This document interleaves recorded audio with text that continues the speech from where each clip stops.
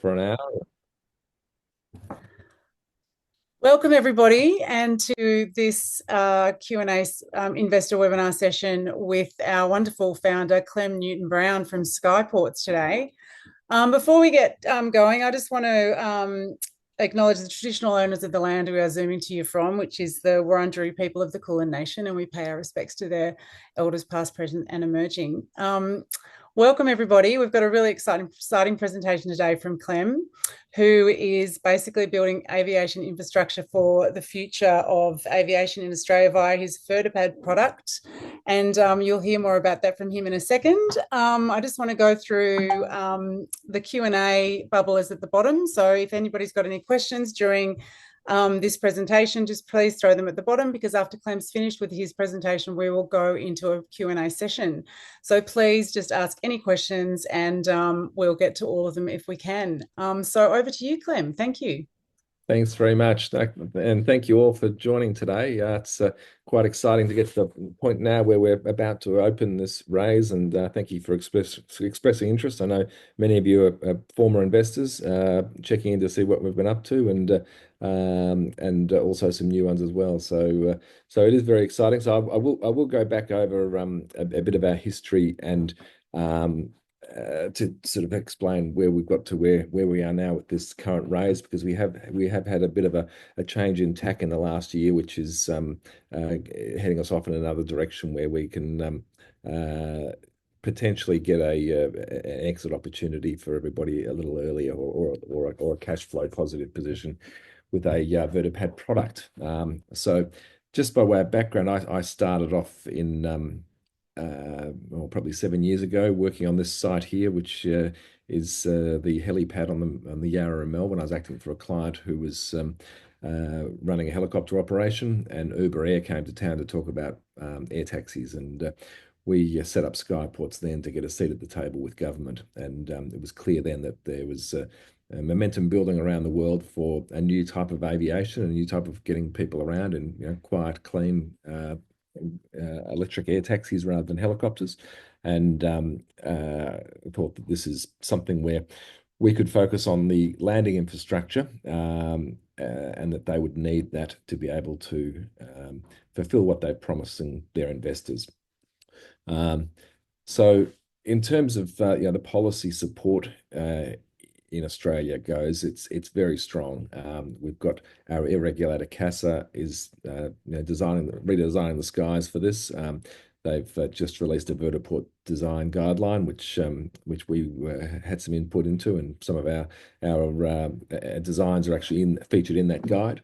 At a federal government level, the Federal Department of Infrastructure, Transport and Regional Development has got funding that they're putting into advanced air mobility, and there are various working groups going on at a federal level, but also at a state level. So we've got the Victorian government, Queensland government. They're probably the two strongest. New South Wales to some extent, and then you've got the local government as well, where in particular in Queensland, the Council of Mayors, which is the Brisbane City Council, and the dozen or so councils around the city of Brisbane, are all very excited about this. So from a policy perspective, we are in a good space. When I first started this, the first raise we did in probably close to 5 years ago now, part of what I was doing, it was trying to develop that policy and get us to a position where we have the support to proceed with this basically shaking up aviation and mobility in Australia. And look, back then it was one of the big unknowns, and so for investors now, we've got a fairly rock solid policy support for exploring and developing this industry. And this is replicated all around the world. So most of the cities around the world in Asia, Europe, and America are similarly, governments are similarly preparing the skies and the regulations. Just to give you an example, Orlando International Airport has just put out a tender for a vertiport, and they're probably one of the first big airports to do so.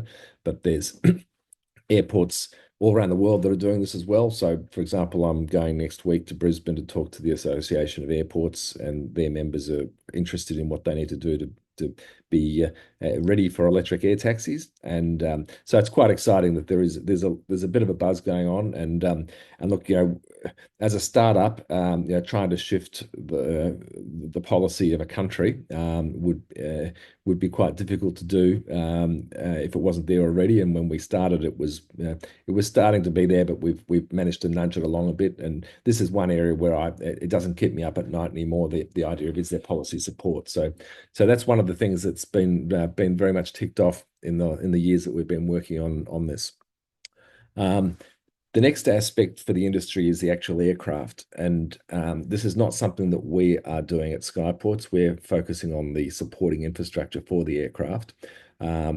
And look, there's probably been 1,000 aircraft in development over the last 5 to 10 years. Now, most of them will fail. It costs a lot to get a new aircraft designed and certified. It's relatively inexpensive to get to a prototype flying, but to get to the point where you can safely put passengers in there with the same level of safety as you would getting on a normal plane, that takes a lot longer and a lot more money. So these two aircraft on the screen are the front runners. So you've got Joby on the left and Archer on the right, and both of them are very close to that certification point. So and then behind them, there's probably another half dozen or so that are closely following behind, and then behind them, dozens that may or may not get there, depending on how much money they raise. So the good thing about the part of the business that Skyportz is in is that we don't really mind which aircraft gets there. We're agnostic as far as the aircraft that will use our pads. So we're cheering them all on, and we're hopeful that we will work more closely with the front runners once our patent for our landing surface is finalised, and that will end up being a product that gets sold with the aircraft to create a network. So, for example, an operator decides they want to start a service in Brisbane for the Olympics, then they can buy their fleet of aircraft and also their suite of vertipads to operate from. So in terms of the market for vertiports, the industry is very much going to start with existing airports and heliports. This is the really low-hanging fruit that they don't need somebody to come along to make them a vertiport. They can already have helicopters landing on airport tarmacs, and so it's a very easy spot for the industry to start. And this is where we'll see it start. And I think Dubai next year is likely to be the first demonstrations and commercial flights. I think that will be pre-certification. They're going to rush that through just to be first. But I think the first certified flights will happen in New York from Manhattan to JFK Airport, where there's currently a service called Blade, which is a helicopter operation, and they've got orders in for a fleet of the electric aircraft. So once that happens, I think people can then see it's very real. And then the companies that have got orders all around the world, there's tens of thousands of orders around the world for aircraft. They'll start putting their hard money down to actually purchase the aircraft when they're available, and we'll see it sort of roll out across the world. And it's not going to be a day one you're going to see thousands of aircraft all around the world. It will take a bit of time, and this is partly why we are pivoting from the building and operating of the vertiports to a product that the property industry can use to be part of, easily get onto the network. And that's the second point here, which is the new vertiports outside of existing aviation infrastructure.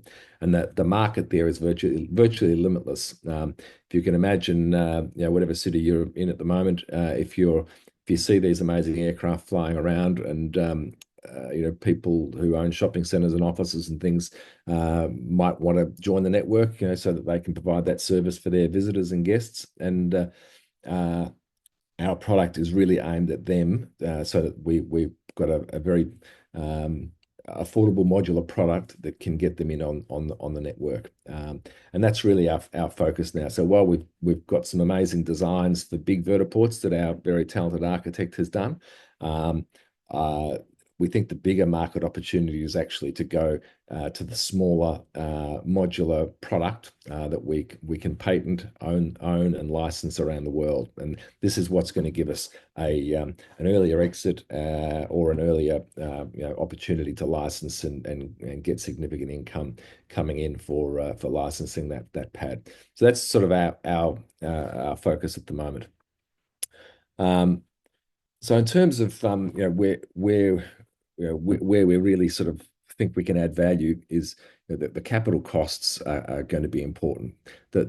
One of the unknowns about this industry is what is the financial model, and how much a flight's going to cost, how much will people pay.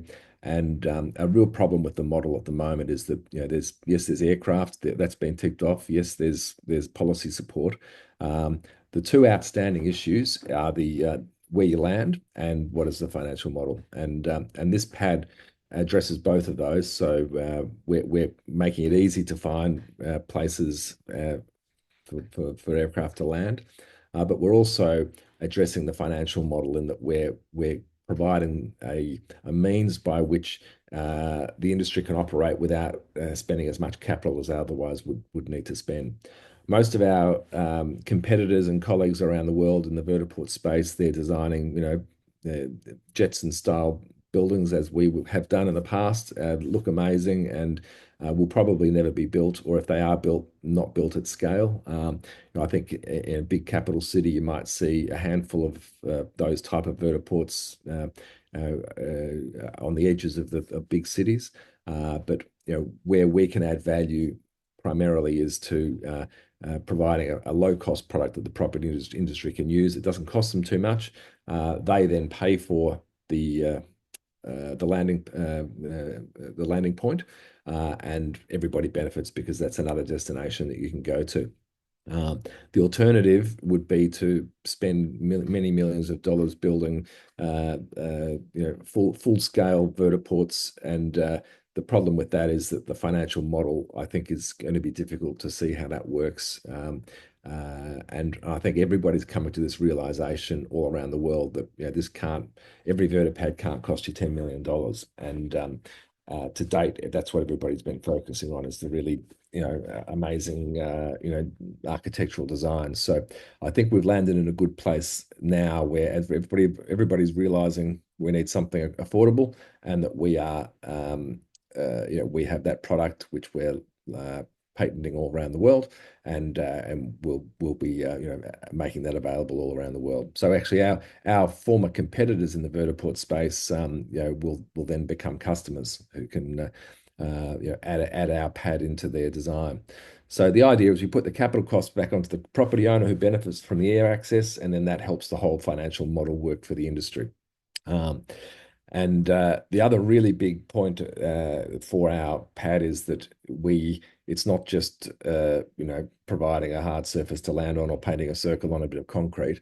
We are actually addressing probably about a dozen issues. I haven't got time to go through all of them today, but I do want to go through the major one, which is ameliorating downwash and outwash. And that's the wind that the aircraft create when they come into land. If you've ever stood next to a helicopter, it's hurricane force winds. People can be blown over, and property can be damaged. There was someone killed in the UK being blown over in a hospital car park a couple of years ago. And this issue has come up as something that needs to be solved. And there's one way to solve it, which is provide lots of space, which is generally what happens at the moment with helicopters. You have a very big area around them for safety, but that's not going to work from a financial perspective in urban settings where, if you have to provide 100 meters by 100 meters, that's an expensive piece of land, and you're unlikely to get a return on that justifies setting it aside. So with our pad, we can shrink that size safely, and so it becomes a fairly easy financial decision for a property owner to make, that they can buy a pad for not much money and save a whole lot on the land that they'd need to provide. So So our vision is for a multitude of small scale, low cost verter stops, and we might not even have charging at each of them because charging is also very expensive from a capital perspective.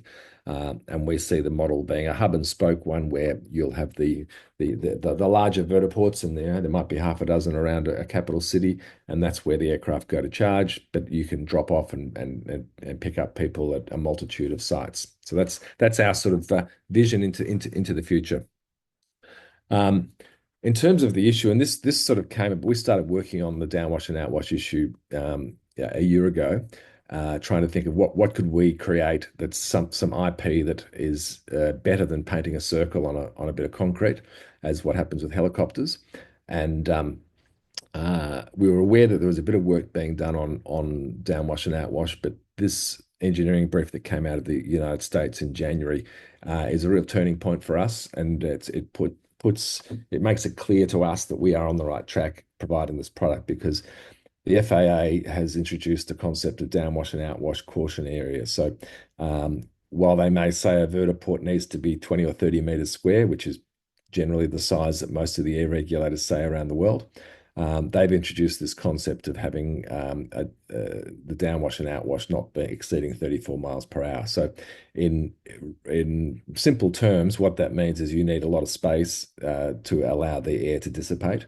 And that, as I said, results in costs for the property industry.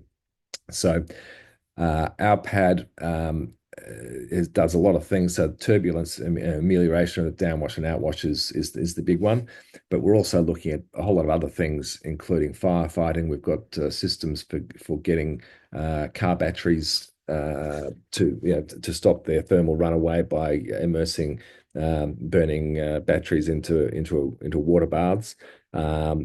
Which hopefully never gets is required, but it's something that we need to consider because that's one of the big differences with electric aviation is we've got a different type of risk to deal with in terms of potential fires with batteries. And there's a whole lot of other things we're looking at: regenerative power capture,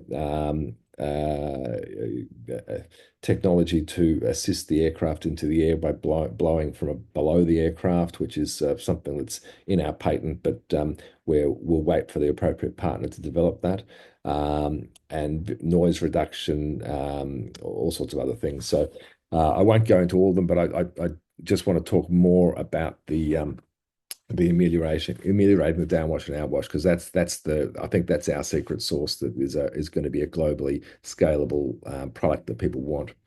So this is a render of the actual design. We've got since this has been done, we've got several other iterations that we're developing into our patent. The provisional patent was issued in July last year, and we're finalising the final patent now. We've got a lot of different designs to go in as well, but the general idea is the same, that we are creating something that captures that air turbulence and directs it in one direction. So basically what happens here is you've got a perforated deck, the aircraft lands here, the downwash goes in under the deck and then comes out the back. And then the wall around here picks out the outwash and similarly directs it either up or back as well. So essentially what this means is we can fit more landing sites safely on smaller footprints. And that's really what our patent is, the primary value of it. This is from the actual patent drawing. So you can see the graded surface here. We've got various things going on under the deck here, which we're not showing anybody yet, but there's some systems to both slow the air and also get what's called a Magnus effect going, which will start the air circulating and then start the air sucking through under here and enabling us to control that wind.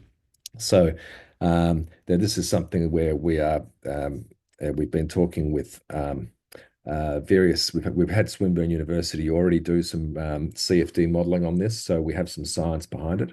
But this raise, is about extending that and also bringing in one of the global expert on this that's working with all the front runners and the American and UK air regulators, so that we're hopeful. The endpoint we want is that we get a tick of approval from the industry that this pad is useful. And if you want to land in an urban setting, then you need to use a Skyportz pad would be the ultimate aim that we're aiming for.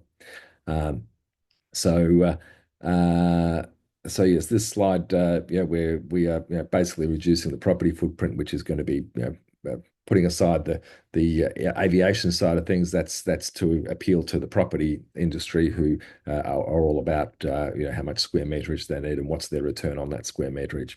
As far as returns goes, look, I don't think that there's going to be a huge amount of money to be made out of being an operator, and I think that with the property developers, I sort of flip the conversation. If they start talking about how much will you pay me to put a vertiport on my roof, I'll say to them, well, how much will you pay me to bring new customers into your shopping centre?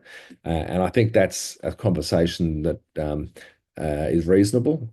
Just as a shopping centre provides car parks and maybe a bus stop and other things, connections for transport, I think that it will become an expectation that they'll also provide a vertiport, and so that puts the costs back onto the property industry, which makes the whole system more viable, because the operator or the aircraft or the vertiport operator doesn't need to come up with that capital cost up front. This is the modelling that's been done from just a screenshot from Swinburne. It's a bit hard to work out if you from a first glance, but just to give you an idea, this is the top surface of the pad, and this is the chamber underneath it. And without this pad, if you just landed on the concrete, you just see this pattern of air shooting across the runway. Here you can see we're capturing the air, and it's starting to circulate underneath the pad, and we're also slowing it down here. So instead of shooting across in a consistent way, it's slowing down, and the early tests are that we can reduce that power by 2.5 times faster, 250% on just landing on a concrete pad. So that's our patent. So in terms of the industry generally, look, the drone deliveries are related, but not directly relevant industry. So transporting packages and freight, I think, is relevant for us in terms of I think there will be when drone deliveries get into the heavy lifting category. At the moment, they're very small. There's various Amazon, Google, others have deliveries, and they happen in Australia already, where small items can be delivered to a house, and a string drops down with a parcel, with a donut and a coffee, or a hardware item, or whatever it is. That's been happening in Australia for 5 years now. So it started in Canberra, then it was Brisbane. I think there's a shopping centre in Melbourne that's got some trials as well. So small scale parcel delivery, that's happening already, and you can see that's the curve here, and it's quite a steep curve here. And I think that's this is an old graph, and I think it's quite accurate still. So we're sort of at this stage now where we're getting into the larger scale deployment. And then into the heavy lifting applications. So when you talk about heavy lifting, we're talking about moving a few hundred kilos, and so essentially you'll be using an air taxi airframe without a pilot in it that operates autonomously and goes from industrial centre to industrial centre. I think would be the most likely model, and I think most of the air taxis in development, they are looking at, for those that are planning to have unpiloted operations, they will start with freight. Obviously, it's safer to fly things around initially until the safety is proven. So that's where the connection will come, where I think the freight drones are big enough that they're taking the same payload as a payload of passengers, and they've proven themselves that they can operate more safely than any other form of transport, and without a pilot. And that's when I think we'll see the pilot come out of the air taxis. Some of the air taxis, such as Whisk, which is a Boeing company, they're going straight to autonomy. So they're developing an aircraft that is never going to have a pilot in it. So it'll be piloted from the ground. And that company is very heavily involved with trying to get their aircraft into Brisbane for the Olympic Games in 2032.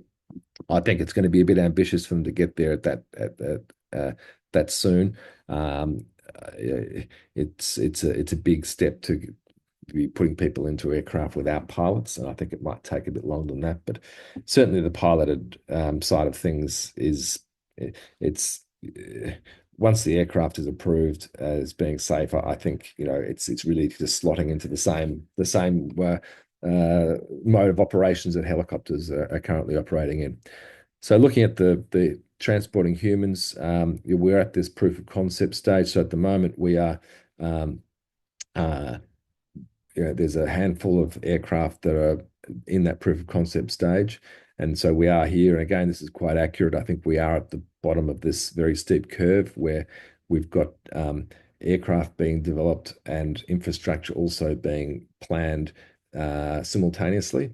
And I think it's probably about right that we're not going to find that we've got a fully formed infrastructure network of vertiports before there's aircraft available. So I think it's a bit of a chicken and egg problem, and I think what will happen is that the early aircraft will start rolling out, and then wherever they roll out, the vertiports will follow very quickly. So, for example, in New York, we're talking to property owners who can see that there's this service that's going to be operating, and they're looking at how can we get those aircraft to drop into our premises, and I think we'll see that replicated all around the world. Um, and then I think, once uh, uh, within the sort of 4 to 5 year period, I think that's when we'll see this become commonplace in a lot of places around the world.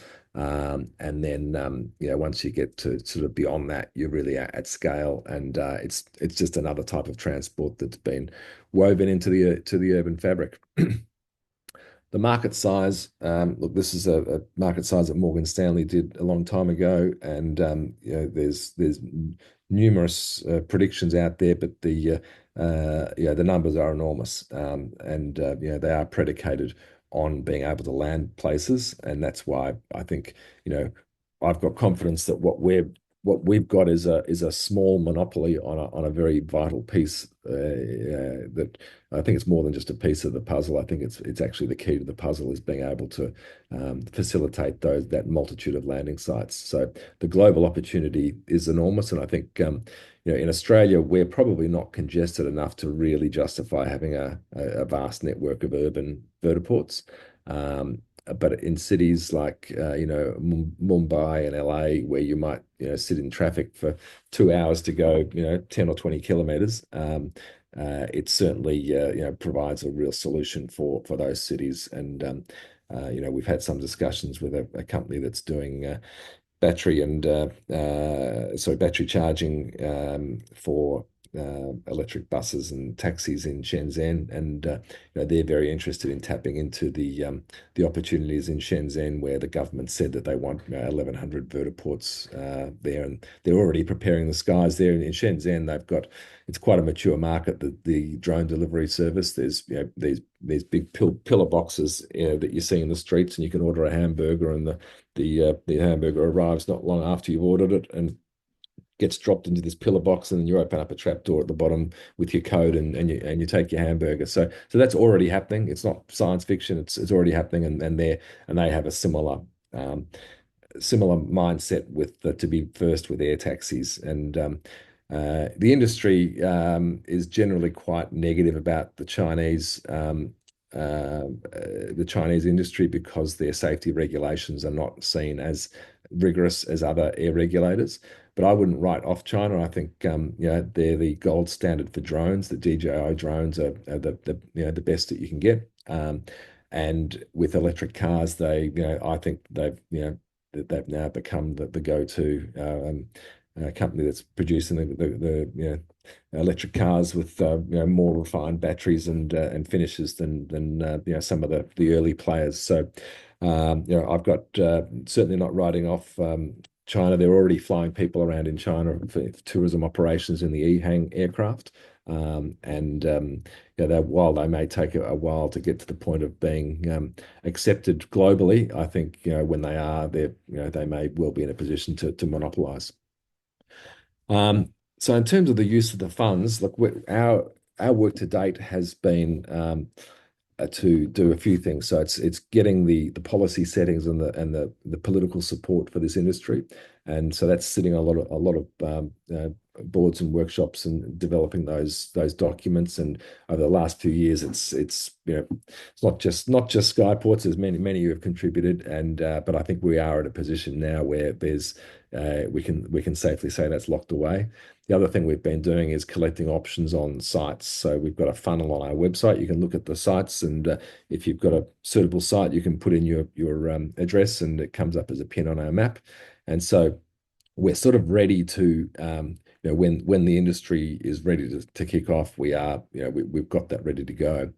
But we've had this pivot in the last year with this vertipad patent, which we think is a scalable product that has a real it's solving a real problem, and we can demonstrate the value of it by comparing the cost of the extra land you would need without our pad with what size land you'd need if you used our pad. So I think we've hit on a little nugget here, I think, and this is what we're focusing on now, because we do, as I showed you in that curve, I think there will be a lag probably from a few years before things start happening at scale with getting vertiports built and the investment happening.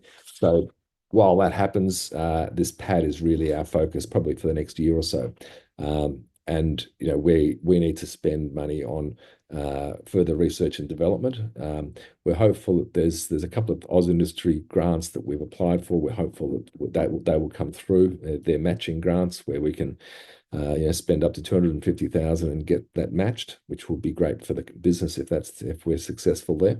And there's other grants as well that we'll be applying for research and development. So what we want to do is do further works with Swinburne, and we also want to engage Sophrodyne Aerospace, which is the company that is globally recognised as the leader in this space, and they're working with the front-running aircraft and the big air regulators, the FAA and CASA and EASA, and if we can get that rubber stamp in that, getting out of Australia, which is we are a long way from anywhere.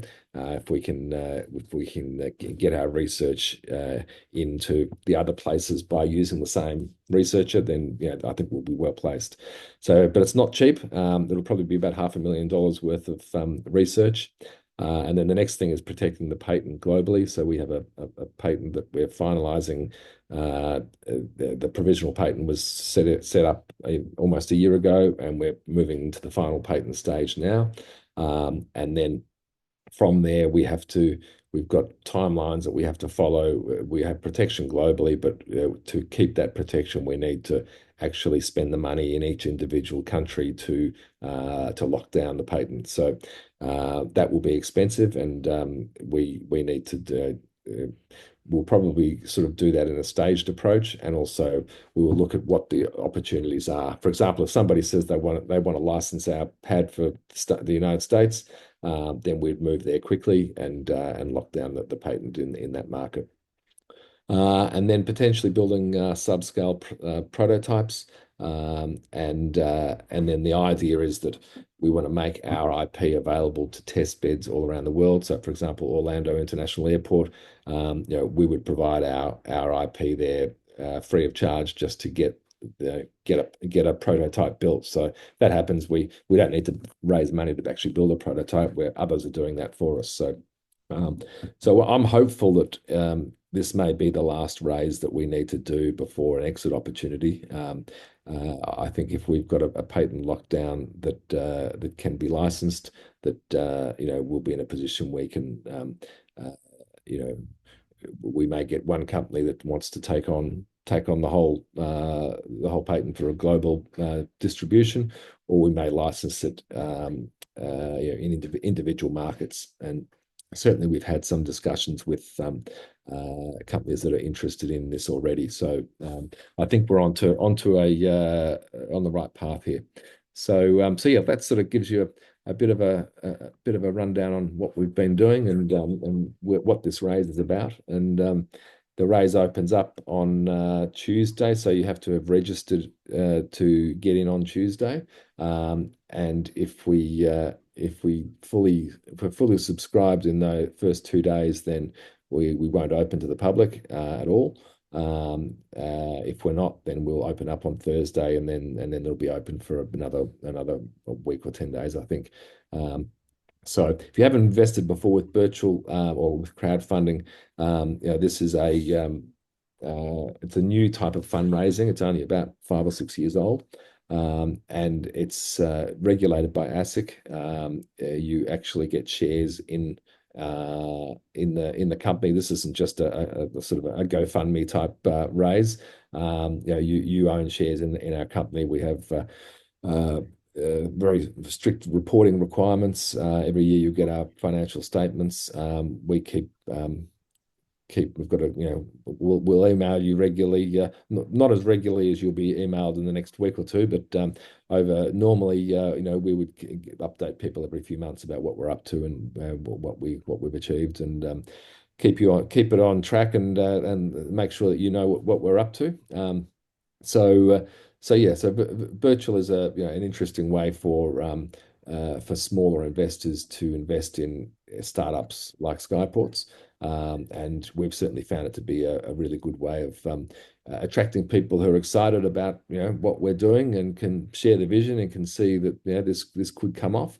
It is risky, so please don't bet your house on my raise or any other crowdfunding raise. This is you're investing really at the ground floor, and you're hoping that Skyportz is potentially a future unicorn. But as you know that there's no certainties with this, and it is something you need to be aware of and read the warnings that are in the document. But certainly, I'm confident that we are onto something here, and this is something I work full time on, and we've got a team of people who are also interested in helping us, and you'll see them on our website, and we're sort of getting ready for a revolution, which we think is very much close to being here. So. I think it's probably enough talking from me. I'll open it up now for some questions. Thanks so much, Clem. It's such an exciting opportunity for Birchal investors to come on board with your amazing product. It's just thinking about the landscape and the urban landscape in the future, and how this is just going to really change the way we move is just really quite amazing. It's making me think of that movie, The Fifth Element, with Bruce Willis when he's in that flying taxi. I feel like, that's just almost with us now, isn't it? I've got a couple of questions here. Do you see vertiports also accommodating helicopters? Yes and no. So I think if someone was to come to me now and say they wanted a vertiport, the planning rules are not sufficiently developed to do anything other than a heliport. If you've got a helipad or a heliport, we expect they will be able to be used, as vertiports without a problem. So, the only difference will be you might not have charging facilities at a heliport. There aren't that many heliports around in Australia, but certainly they could be used. In terms of new vertiports, this is something that I'm on a committee with CASA, where we're discussing this on a regular basis, and we've come to the conclusion that it's better that not every vertiport is a heliport, and the reason for that is helicopters are very hard to get approvals to land because of the noise, and we want this industry to be one where a vertiport is seen as somewhere where the quieter, greener, cleaner, more community friendly aircraft can land. And I expect that there will be plenty of spaces where you put a vertiport, but you wouldn't put a helipad. Thank you. For the international markets, are you envisaging production taking place in these countries as well? Yes, look, I mean, that's something which is I'm doing a lot of thinking about. I'm doing a lot of talking to people like Oz Industry. I've got a contact there who's sort of helping guide us on that. And yeah, it's something where there's a number of different paths we could go down. And I think the biggest issue with this is if we are onto something big here, and I think we are, then the issue is going to be how you actually how do you actually supply the demand? And as Andrew's sort of noted in his question, it does, it could be something that we've got a great product, but we can't supply it. So that's where I think it's more likely, while we could scale up and become a manufacturing company, and Aussie industry would love that for us to manufacture these in Australia and ship them around the world. And that's certainly an option that I'm not ruling out. But I expect that the easier path is going to be in licensing it and enabling people already set up with serious manufacturing factories that can either supply from one country and export to other countries, or alternatively, you license the manufacturing and the distribution and the installation into particular regions. So yeah, all those options are on the table, but I'm certainly cognizant of the need to be able to move quickly on this, and that really means scaling up. I mean, we're a tiny startup. We've got a big idea, but we don't have the hundreds of millions of dollars in backing to really be doing all this. Now that may come. We may find a big company comes along and says we'll take that and let's really scale this up, and we want to control the whole global distribution. And yeah, that's the sort of exit we're hoping for. And so that exit could come in the form of one company, or it could come in the form of multiple companies where we license or sell the patent into particular regions. So my aim is certainly that in the medium term to try to get an exit opportunity for shareholders. I've been doing this for 7 years now, so I'm sort of keen to find a point where there is an exit opportunity where hopefully we can still be Skyportz can still be involved, but not necessarily scaling up to the extent that it would need to scale to be a globally in demand product. How many aircraft takeoff and landings does a single vertiport allow for before needing major repairs and component replacements? Look, that's there's so many variables there. I probably can't give you a specific answer on that. Yeah, look, the existing modular portable helipads that are around. There's two companies that are the main suppliers, Bayards and Aluminium Offshore, and one's based in the UK and one's based in Asia. And look, they build vertiports that are or helipads that are designed to last for dozens of years. So it's not. I'm not envisaging this would be a disposable product that only gets used for a short amount of time, and there would be a robust product that would have a lifespan similar to any other piece of aviation infrastructure. But of course, there may be needs for repairs, and then there may be needs for updates and things like that. And a lot also depends on how far you go with the technological inputs. I haven't gone into all the other things that we're looking at doing with this pad, but one of them is would involve a technical input for generating power out of the wind that we're directing. So having turbines and charging systems and everything else. And if you get into that, then yeah, that's going to be maintenance and the need for repairs and everything else and components. But what I really want to do is come up with a minimum viable product that is fairly bulletproof, that solves the main issue, which is the ameliorating downwash and outwash and dealing with fire. They're the two really big headline ticket items. And if we can get that into a product that doesn't have a lot of moving parts and is relatively simple and affordable to build, then we can add on a healthy license fee to everyone that's built and get our return from that. Are the runner companies you mentioned for the physical aircrafts doing vertiports pads as well, Joby and Archer? Um, Not really. Look, I've actually met with both these companies. I've met their vertiport person at Archer in San Francisco at a conference there the year before last. They are designing. I mean, this industry is huge. We're just focusing on trying to monopolize a very bite-sized chunk of it. But building a terminal and dealing with passenger handling, security, screening, all that sort of stuff. Air traffic management. There's a huge industry that's going around with this, and uh, the aircraft they need to know that that their aircraft can operate and that there's air traffic management systems and everything else. So they are working on the ground support infrastructure, which is mainly sort of technology in a terminal. Um, there's no other either vertiport company, helipad operator, existing helipad manufacturer, or aircraft working on doing anything different with the actual landing surface. Everybody's just, if you look at any, Google it, you'll see that every vertiport you're talking a circle on a bit of concrete, and that's where we really do have some secret sauce. I think that we are the only ones that are doing this, recognizing the problem and trying to resolve it.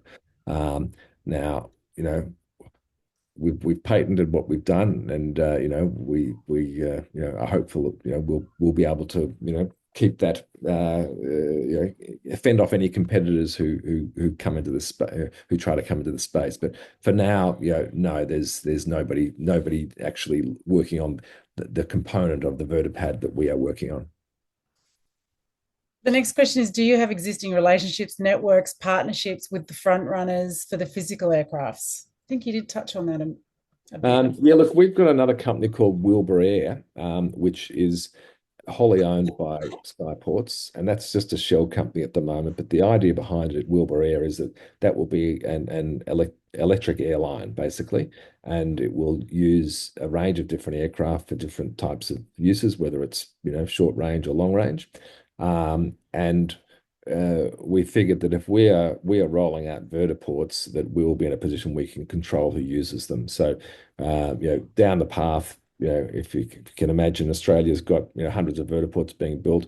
We could make it a condition that only the Wilbur Air services can use our vertiports, and so that's a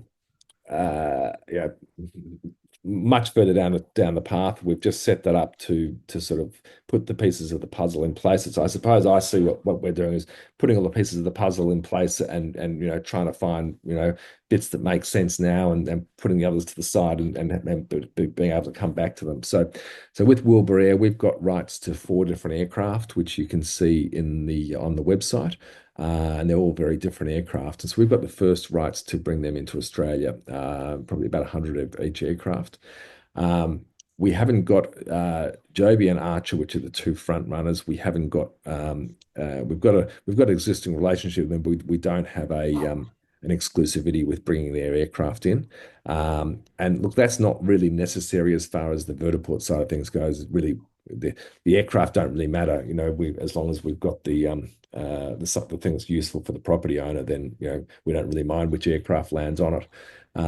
With Joby, they have got a certification program going with CASA. They're certifying in parallel, so that makes me think that Joby is looking at Australia as a first or one of the first launch markets. Certainly, I would like to get to the position where those aircraft are promoting our pad as being working in a symbiotic relationship with their aircraft, and certainly there's features that we could add into the pad that could help with lifting their aircraft up with fans and things to save their onboard batteries, which we're hopeful that there will be aircraft that want to work with us on this.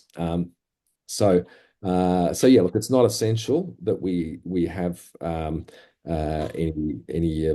any of this happening with the aircraft, but it certainly would help, I think, to work closely with them, and this is why we are part of the funding. We go to a company called Software-Dyne Aerospace, which is working with Joby and Archer. So if we become part of the solution that helps get destinations for them, then I think we've got a very marketable product.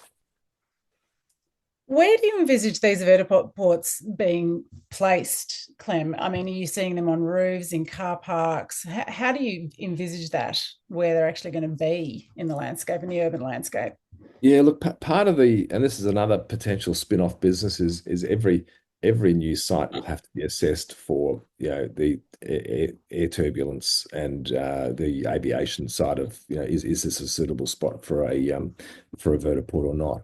And there are things that, will make it difficult. If you've got a congested area where you've got lots of tall buildings, it might make it harder. If you've got sensitive uses like residences nearby, that may also make it harder. So not every site will be suitable.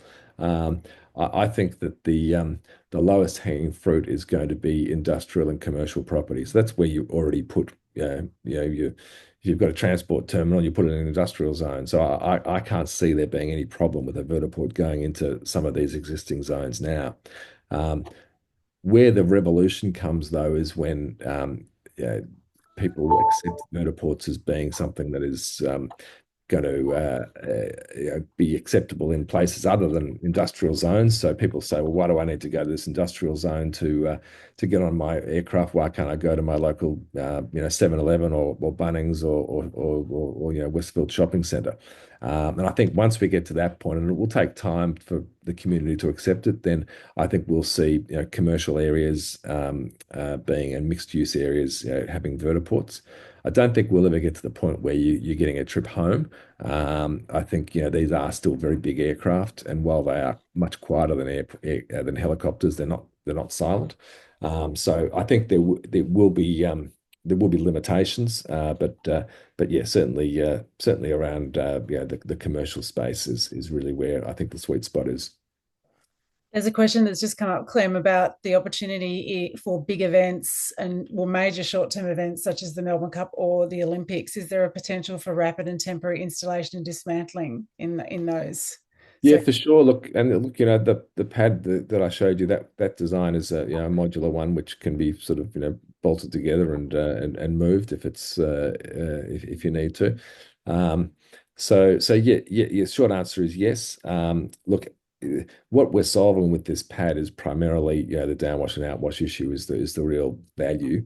An event like the Melbourne Cup, I mean, that already has uh, you know, a lot of helicopters going in and out, and they don't, they just deal with the downwash and outwash by having lots of space, and people stand well back from aircraft when they take off and land. So it may be that sites like that, it wouldn't be worth the expense of setting up a small verter pad for that.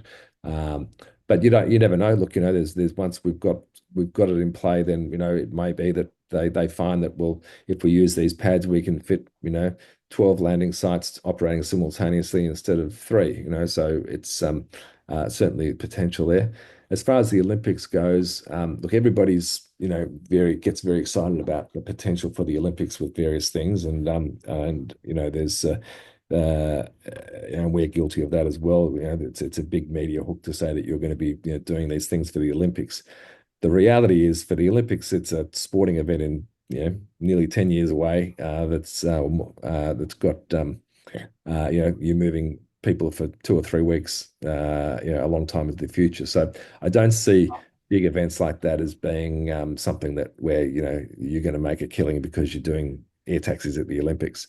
Where the value of it is, though, is the marketing, and a lot of companies are getting onto this. Like Archer have just been given the go ahead as the aircraft for the LA Olympics in 2028, and they've got a lot of media out of that. Now the reality is, are they going to make a lot of money out of that? Probably not. It's probably just a marketing exercise. But the other real value for the Olympics is that there's a lot of infrastructure spend and being spent around new stadiums, transport modes, things like that. So I see the Olympics as being more about legacy infrastructure, so that you've got a lot of momentum for going a little further than you might otherwise because you've got the Olympics coming up and they want to be forward thinking and maybe we end up with a really good network of vertiports there that's useful, not just for getting to a stadium, but for getting around more generally. Thanks, Clem. We might wrap it up there. Thank you, everyone, for coming along to this webinar and listening to Clem talk about Skysportz and the opportunity that there is in this fabulous business becoming a shareholder. So the expression of interest phase campaign is still live. We go to the live offer on Tuesday at midday next week. So please, if you're interested, go to the Birchal website and register your interest. And thanks again, Clem. That was a terrific presentation. Thank you. And look, if anybody's got any other questions, please feel free to just get in touch. I'm easily contactable. I'm sorry you're probably getting more information than you need at the moment, but we want to make sure everybody's got what they have. And if you want to do a deeper dive, go into some of my previous emails. There's links there to drop boxes with lots and lots of information, and it is a huge topic to get your head around. And yeah, hopefully look forward to having you on board when the offer opens next week. Thanks, Clem. Thanks, everyone. Bye bye. Bye.